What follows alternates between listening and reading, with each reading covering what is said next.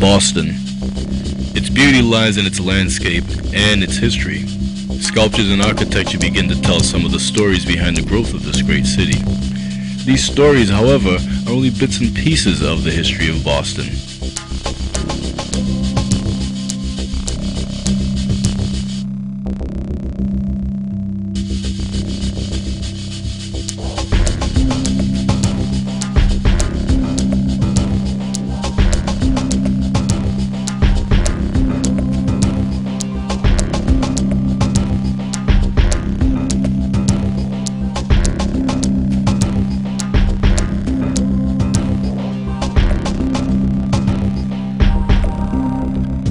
As I stroll through the commons holding Junior in my left hand and the shovel in my right, I aim to completely heal a wound that remains under the skin of this city. A wound that has remained undetected and has festered for the life of historic Boston. So, Grim, what you got the shovel for? I brought you here today to witness the true ending of American apartheid. Apartheid? What's that? Well, rather than give you definitions on single words, I'm going to take you back to a time when life for our people was totally out of control and out of our possession. A time when we didn't even own our own minds. I'm lost, Grampy. Well, son, you're not the only one. A lot of us have been lost for a long time. Some people come into this world lost and leave it still lost. But anyway, seems like the only time you kids want to listen to an old geezer like me is when I have a scary story to tell. So I'm going to tell you a story that's going to help you not be lost anymore. There's a true story about when I was lost and how I found myself and my purpose. And oh yeah, it is a scary story. Word. That's what's up. All right, now, when I was a young teen back in 2005... 2005? How long ago was that? Man, just listen to the story. You're messing up my flow.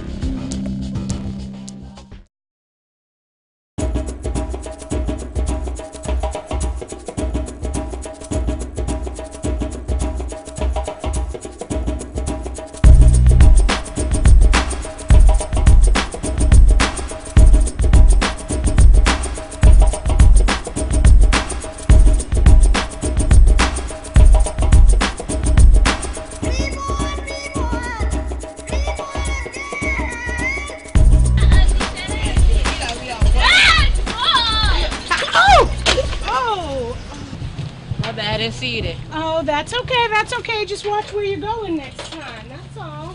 That's all right. What's that up? Oh, these are just some history books, about our history. That's all. No, but what's that picture of though?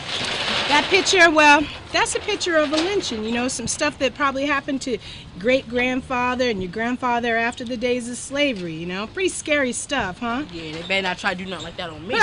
What you gonna do? I'm just saying. Well, if you don't want those bad old days to come back, you better watch where you're going and maybe learn a little bit about where you're from, all right? All right, see you all later. Crazy, you seen that? Can you see it? The pain? The pain forever stuck in sepia-toned photographs depicting a celebration. Can you see it? In these images, printed and preserved for the future to see. Can you see it? Amongst the smiles, or feel it emanating from the contorted sense of justice and gun-toting bravado?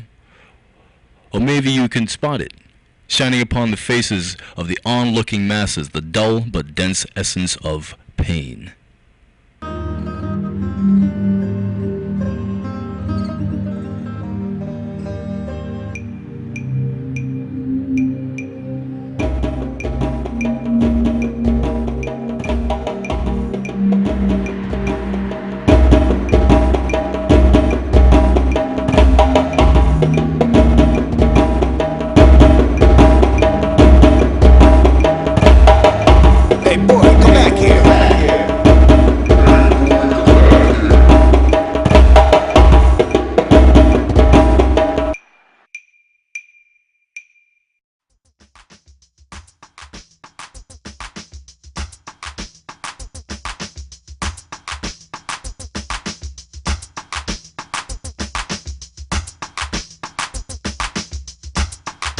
Yo, you see how they do, man? See how long it took the government to come rescue New Orleans?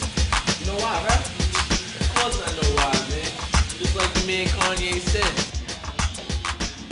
Yo, dog, you awful quiet today. What's up with that? Girls giving you issues? My niece giving you a problem? Nah, me and Ashley are cool. Guess I'm just tired. You up late doing homework? Nah, I went to bed right after Monday Night Football, but I had this crazy dream though. Dream? Dream about what? I had a dream these guys were chasing me. You having problems with the guys at school or something? Nah, it wasn't nothing like that. It happened a long time ago. I think I was a slave. They would chase me with torches and stuff, and I knew if I stopped, they were gonna kill me. So I woke up and I couldn't get back to sleep. That sounds like a scary dream. What do you think that's about? I ran into some lady yesterday with books. Books? Oh, you must have ran into Margaret. Margaret is always walking around with some great books about our history. So did that stuff happen here? I thought the KKK was just down south. There were slaves in Boston, just like in every other state. And even when slavery was over, there was lots of hatred and segregation between blacks and whites here in the city. Discrimination and separation takes a toll on people. What are y'all talking about? And you have to learn your history too. You was growing up around people fighting for equality. You should know better. Me? What am I supposed to do? Help your friend here learn a little bit about history. Margaret put a flyer in the window. Maybe you both should go volunteer for the march. Thanks for the haircut. You keep that, son. But the next time I see you, you better be able to tell me that you've learned more about your history.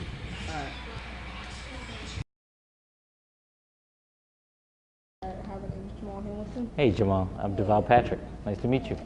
We're going to get started. Let's go. First question. How have issues of race affected you and your family personally and socially? Well, it's a hard question because, as a black man in America, race is always with me.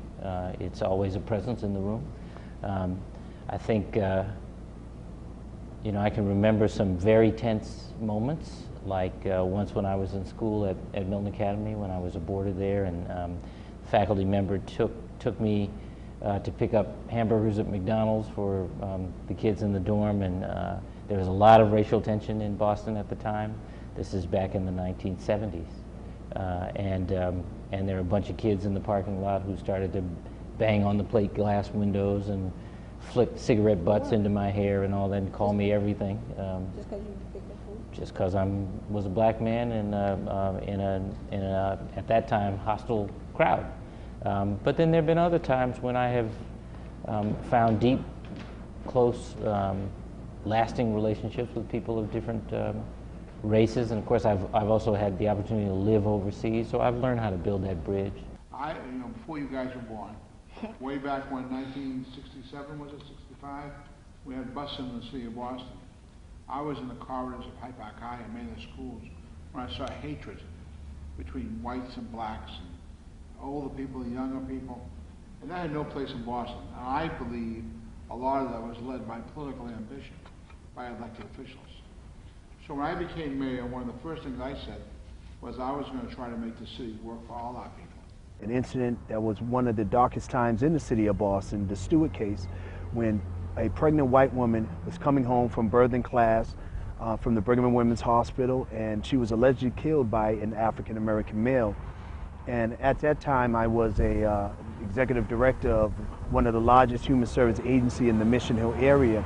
And I remember vividly of how African-American males were being strip searched in front of the center where I played as a child, where I just became the director, where I was very proud of. And to see African-American men being strip searched in the center, which was in a place where young people called second home, was very disheartening, and it made me so angry that we started holding voter registration. That kind of still segregated? Oh, I think it's more than segregated. And I think that's one of the things we learned in the civil rights movement, that segregation was just, was sort of like the tip of the iceberg. It was sort of like the worst obvious part of something in this country. And that's why we use the word racism, because racism is a good word to use, because it is more than just segregation. You can end the segregation, but there's something still not right.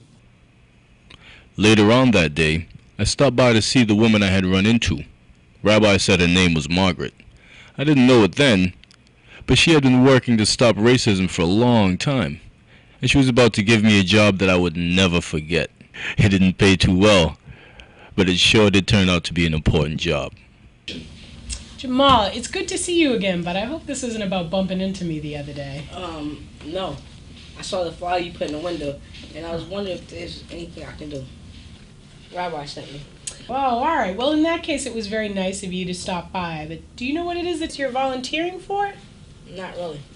Oh, well, there's going to be a march here in Boston in a few weeks to commemorate the Selma March that took place in Selma, Alabama in 1965. That march helped to ensure the passage of the Voting Rights Act of 1965.